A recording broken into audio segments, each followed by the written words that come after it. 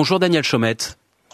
Oui, bonjour. Vous êtes le secrétaire général délégué du syndicat Unité SGP Police FO, des policiers épuisés, à bout. Est-ce qu'il y en a beaucoup en ce moment autour de vous ? Alors il y en a énormément, il y en a trop. Je voudrais dire à vos auditeurs que la police aujourd'hui, elle est malade. La police vit un drame. Rendez-vous compte, 26 suicides depuis le début de l'année. C'est un chiffre record, puisque sur les 20 dernières années, on n'avait jamais vu ça. Ça voudrait dire, si on continue à ce rythme-là, on sera une centaine de policiers qui auront mis fin à leur jour avant la fin de l'année. On décime un commissariat complet. Ça ne peut plus durer.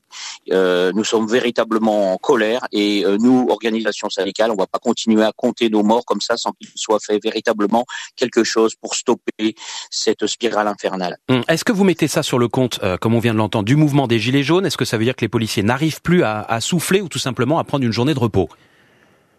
Alors, ce qu'il faut bien comprendre, c'est qu'effectivement, la nature même de notre métier nous amène à ça. Les policiers sont confrontés à la mort, sont confrontés à la violence, sont confrontés à la misère. Bien évidemment, ce que vous dites est tout à fait exact. La police aujourd'hui a géré des personnes plus violentes, un monde plus violent. La police aujourd'hui, par une hiérarchie qui est extrêmement exigeante, qui met une pression absolument énorme, contraint les policiers et les policiers s'épuisent. Vos interlocuteurs, mes collègues vous l'ont dit tout à l'heure au micro. Effectivement, tous les mouvements en succession, les actes terroristes mettent une pression absolument énorme sur les services de police. Les mouvements gilets jaunes à répétition, le policier ne peut plus se ressourcer en famille. On explose, on est en millions d'heures supplémentaires.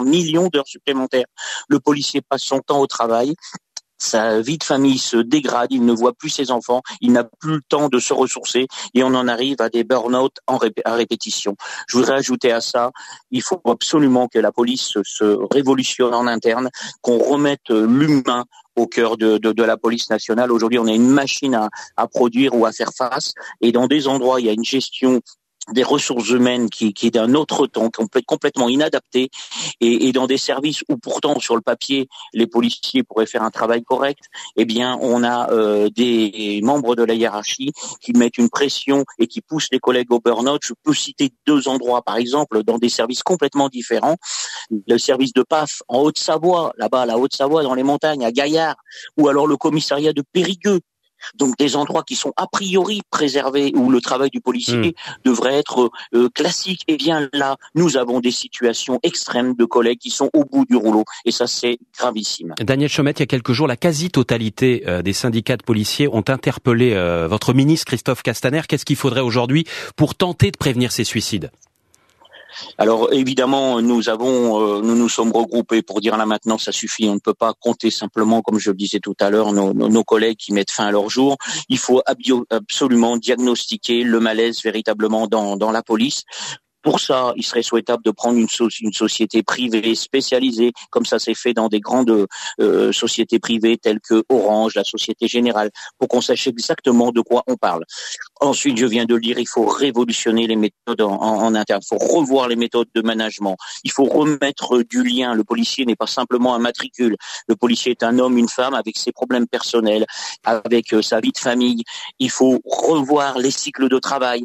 Un week-end sur 6 en famille pour un policier quand il n'est pas rappelé, c'est insupportable, ce n'est pas possible. On a fait des propositions, il y a des cycles à laisser, notamment un week-end sur 2. Ça, c'est acceptable pour les policiers. Il faut revoir tout le social, parce qu'aujourd'hui, il faut savoir qu'un policier est un sous-citoyen à ce niveau-là.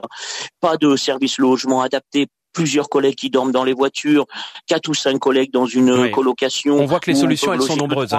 On voit que les solutions, évidemment, Daniel Chaumette, elles sont nombreuses. Pardon, on n'a pas entendu vos derniers propos, mais on verra ce qui ressort ce matin, donc des annonces faites par votre ministre de tutelle, Christophe Castaner. Ce sera évidemment à suivre sur France Info. Merci Daniel Chaumette, secrétaire général délégué du syndicat de policiers Unité SGP Police FO. Retrouvez toute notre actualité sur videopolice.com, la chaîne YouTube d'Unité SGP Police.